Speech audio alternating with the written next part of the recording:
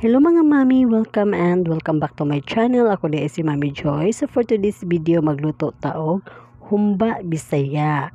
So magprepare na ako sa ko ang luto no na ako'y pressure cooker no. Ako na siya i-pressure cooker ako ang humba aron dali magluto, madali ko makaluto no. So 1 kilo ra na siya ako ang pork humba din akong pork na akong lutoon. So ako na siyang gitimplahan kay manaman ako na siya pressure cooker. Nagsagluto lang ako siya mga around 15 minutes lang gid sa pressure cooker. So ako na din siyang timplahan og seasoning, soy sauce, paminta, and red bell pepper. So una na siya ka simple luto ng atong pork humba. So mag-add po dai ko ani og kanang brown sugar kay medyo aron lami pud siya no. So kamo ni bahala tansya kuno kung unsa ang inyong lasa paglasa sa yung pork humba, pero naani ko magluto sa akong pork humba. So mao lang na ano. Thank you so much for watching. Please don't forget to subscribe my channel.